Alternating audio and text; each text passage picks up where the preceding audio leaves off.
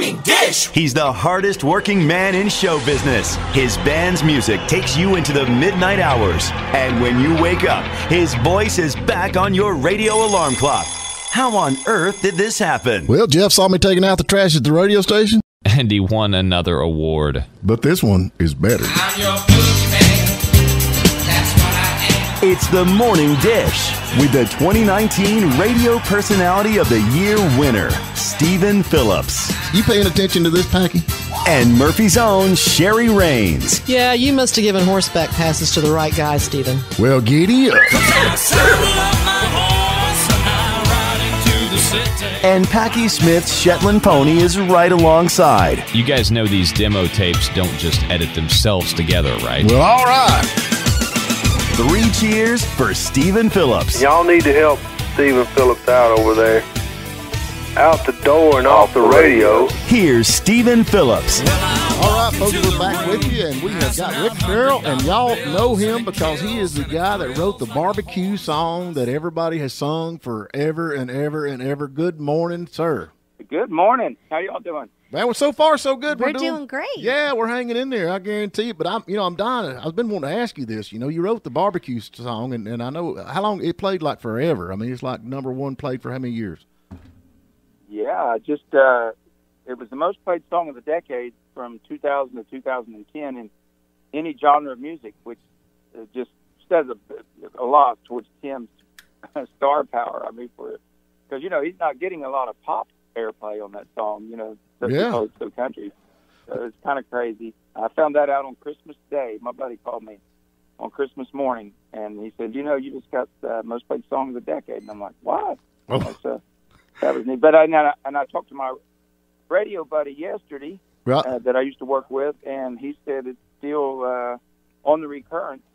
It's still like one of 2 songs that's in the top 50 or something. It's crazy. Wow. It's like a little Energizer bunny song. Man, I mean, that's unreal, man. That's something I know your parents are proud of you. But my thing that I want to ask you about that song is, like, I've seen the video. We got the video, and you got this little old gal out there, and she's strutting around and all that kind of stuff. But when I think of, a barbecue straight on a white T-shirt, and she was killing me in that mean skirt, I'm thinking of a fatter girl for some reason. Would you write this about a bigger girl, bigger bone girl? But she's gonna chow down on barbecue. You'd think she'd be, more. That's not right, I think that's Stephen. what attracted her to him. She saw that barbecue sauce on his shirt. Oh, okay, I see. And she's like, right there. I'm who I'm hanging out with. There you go. Oh, my That's what I thought. What the heck, man? This don't even make good sense. But you got a lot of stuff, man. You're like, I guess you'd be an A-lister songwriter. I mean, honest to goodness. But now you're kind of branching out on your own now, kind of getting out, playing, and this, that, and the other. What you got going on? Yeah, I've always been, I've always kind of wrote from an artist standpoint. Really, I've always wrote for myself and just been blessed or lucky enough if somebody wanted to record one of my songs, while I've always just pursued my own, I guess you'd say artistry or however you put it. But so that's just something I've always did. I've always toured. I've been on about every record label in town. Just writing songs always, just kind of what I've done since I've been a little kid. Right. Well, I was going to ask, when did you start to develop your affinity for music? I guess my family played music on both sides of my mom and dad's side. Nobody professionally, but everybody was pretty good. And so anytime we'd have any kind of a get-together, everybody'd bring their instruments, and we would just sit around the beer cooler and play music all night. And if you grab the spoons, play the spoons, whatever. And I started playing guitar when I was my grandma taught me some chords when I was about 7. Wow. And I just went with it from there. And none of my friends didn't even know. When I moved to Nashville, because I grew up playing sports so much, my dad was a coach and everything, they thought I'd come down here for sports. And they're like, what are you doing down there, playing baseball? And I'm like, no, music. They're like, you play music? Yeah. Wow. That is something else. I just love it, man. Yeah. I mean, the songs and songwriting, and that's the thing about it. All of it comes. You seem like anybody that's in the music is always started in church somewhere. Everybody I know is always, my mom played piano at church or that kind of thing. Or my family played music, and that's kind of where it all spurned from. But where was you raised at? A lot of my friends did that. I grew up in southern Ohio, right down on the Ohio River. You got a good arm, you could throw a rock across the river and hit Kentucky. Wow. Gotcha. Okay. Right there. So now you said you played this weekend? I did. I was in Alabama. I was in Muscle Shoals, and Florence and Muscle Shoals playing. Wow, what a history that is for music. Yeah, it was neat because I drove right by Fame Studios when I was heading over to the other place, and I actually had recorded there when I was on RCA Records way back in the '90s. First place I ever recorded was down in Muscle Shoals. Right. Wow. Now, how did it feel to be back out on the road after taking such a long hiatus due to COVID?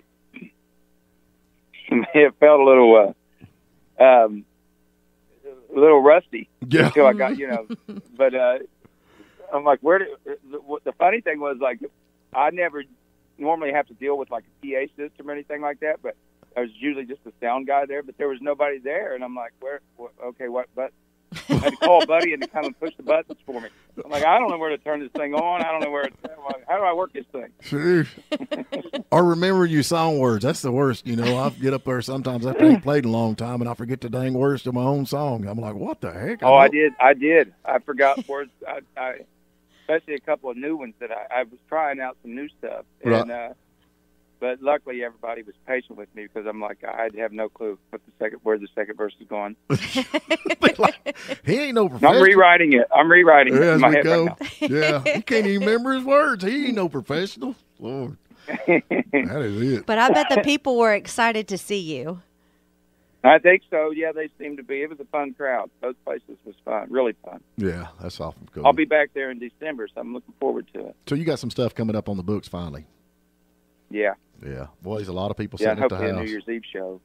Oh, that'd be good. It doesn't get canceled, Still a little far out. Everything's so iffy. Yeah. So now you've had music cut by, who are some of the other ones that, of course everybody thinks Tim McGraw with that song, but you've had a lot of other songs cut. Martina McBride? Yeah. Yeah, Martina. Yeah. A big hit with Martina. Which was the song? I go back to the old days, some of my heroes that I grew up, I think some of my Earl Thomas Conley, I grew up next door to his mom and dad, so getting to come to Nashville and work with Earl and write with him and record with him. Wow, you worked with Earl? It's a big thrill. Yeah. I got to open for him one time. That was cool. That was really cool. Did you really? Yeah, I sure did. Before he passed away, I got to open for him. I'll never forget that. Yep. Yeah, he really he taught me how to golf as far as just being a hacker. Right. And to being how to actually play golf. He taught me how to do that, and we would go fishing and stuff. You wouldn't think Earl would be doing. We'd go do everything. Yeah, that was cool. We That's had a lot of good times. What a memory that is. When we play golf, we always all my buddies, we take 10 balls, and then whoever ends up with the most balls at the end. That's the winner. That's the winner. Yeah, most of us get disqualified right off the get-go. Right. So that, but now Earl Thomas is one. Who else is some of your heroes that you? This kind of stuff to me is interesting, because I'm like a Waylon Jennings guy, I grew up. My uncle, my dad's brother, he played music too, but he also studied songwriting. Like he knew this is way back before internet and all that. He knew everything about the songwriters. Right. Wow. And so whenever I would go up there and we would sit and play guitars, he would tell me about, this is who wrote this song, this is their history and all that. So back in that day, he turned me on to Jackson Browne. Oh, there you go. Mm-hmm. And my dad somehow ended up with, I say this is my education into music, but I ended up with all these vinyl albums. I always tell the story that my dad's sister, when she was a teenager, must have I think she dated a radio DJ, and she kept his albums when they broke up. There you go. Somehow we ended up with them. And it was every album that you can imagine, from Ozzy Osbourne to Hank Williams Sr. and everything. The Eagles, Led Zeppelin. Pretty much everything would be worth something these days. Right. Amazing. But I would just sit and go through these albums and study them, like trying to play acoustic guitar, and I was trying to learn stuff. So I would go through and pick out anything that I could learn from acoustically. So I ended up gravitating towards like James Taylor, Jackson Browne, right. Jim Croce. Oh, sure. The Canadian record, the Edmund Fitzgerald. He's one of my favorites. I don't know. Now, how old were you at this time? Were you like in high school, or were you a young adult? I was in high school. Okay, so you started honing your craft fairly early then, realizing what you wanted to do. Yeah, I did. I started really diving in I would just stay up all night and just go through them and practice and find things that I thought I could sing like, trying to sing. And you just find in your voice, how that goes. Well, you've got some great stuff there. So before we get too tied up here, how did the barbecue song come about? Is that just something off the cuff? Is that one of these songs that you just wrote in like 5 minutes? Or is this something you rocked on for like a year? About 2 years, actually. I had that chorus in my head. I grew up in Southern Ohio, so the only thing we had, small town, our biggest thing to look forward to was the county fair. Right. So that really just kind of came from that, I think I probably got the idea for that song when I was about 16. But I started working on it, and I thought this is either going to be something really catchy or really dumb. Right. Because I never putting the word barbecue in a song, I'm like, I don't know. So I'd had that chorus in my head for about 2 years, and I had it going from a ballad to every which way. Right. But it never felt right. So I went and bought this. I went to the pawn shop and bought a little keyboard for $99. Right. And I come back, and at the time I didn't really know how to play piano. Mm-hmm. I just started pecking out that melody. Da-da-da-da-da-da-da-da. So I had a writing appointment with Keith Follize, who I wrote the song with. And he's an actual piano player. Right. So I recorded that. This is back when you'd record your stuff on a cassette. I remember them days. And I recorded that little piano melody, and I took it to him. And he said, I like that. It reminds me of like a Randy Newman type thing or a Beatles type thing, the way it sounded then. And so the verses just kind of fell out, and we got to where we needed a chorus. And I said, well, I've had this chorus in my head for 2 years, but I can't never get the right melody for it. I said, let's see how it goes. So I sang the chorus in there, and it just fit like a glove. Wow. Into that melody stem. And we kind of knew we had something. Every once in a while you get a song where you think you got something, but with that one we really did think we were on to something, Well, now you definitely was on to something. Absolutely. How did you pitch it to? Did you pitch it to a label, or how did you do that with your publishing house, or how did Tim McGraw get his hands on it? It was actually through my publishing, and it was through Keith's publishing. A girl named Jennifer Hicks that I ended up being in a band with. She was actually a song partner at the time. Her and the girl, I signed a record deal with DreamWorks, and her and the girl that signed me at DreamWorks, they thought the song had been passed on. They thought originally Diamond Rio had it, right? And then they dropped it, and them girls took it in and directly handed it to James Stroud, and Tim was in the studio recording, and they were done. This is how close it became not getting cut. They were packing up and leaving. The band was half in the parking lot loading up their cars. And James handed the cassette to Tim. He said, I know you've already passed on this, but I think you need to go listen to this song again. Well, Tim goes and listens to it, and Tim says, I've never passed on this. I've never heard it before. He said, get the band back in here. Wow. Now, that's history right there. That's cool. That's amazing. Yep. I know. I mean, and then Diamond Rio calls back and said, we want that song back. We're like, well, it's too late. Yeah. Tim recorded it. Sheesh, Lord of mercy.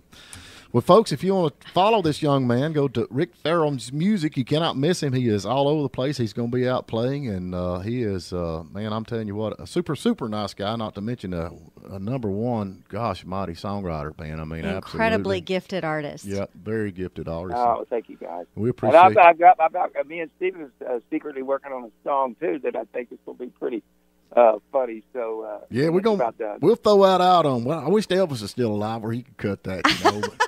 He might come back and cut it.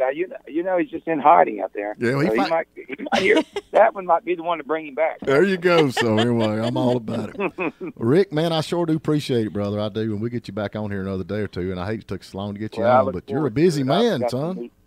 Yep. I got some new music. Oh, I know. I wanted to mention to you guys. My daughter just come out with her first song ever. Yeah. We went and recorded it. Her name is Bella Sky. Okay. Ferrell. But she goes under Bella Sky on Spotify and all that, and it just come out last night. Bella Sky. First song. Yep. Fantastic. What's the name of the song, Rick? The name of the song is called Movies. Fabulous. We will that's definitely great. check that out. That's Absolutely. so exciting. All right, folks, you heard it first. It come out last night, so you heard it right here. Let's get on it. Yep, no doubt. So absolutely. Anyway. All right, Rick. Well, listen, we sure do appreciate it, man. And you have a good one, brother. All right. Thank you, buddy. Thank you, Don. Thanks. Take care. All right, bye. I look forward to next time. There you go. We'll be back. Bye. Y'all have a good one. You too. Bye-bye. Folks, don't forget you can listen online anywhere in the world at WJULradio.com. That is WJULradio.com. Or you can listen live at Lake 97.7 WJUL. And don't forget, we're going to be uploading this to the YouTube channel and our Facebook page. So just go to the Morning Dish. You can listen to the show again and give us a like and give us a share. We appreciate it.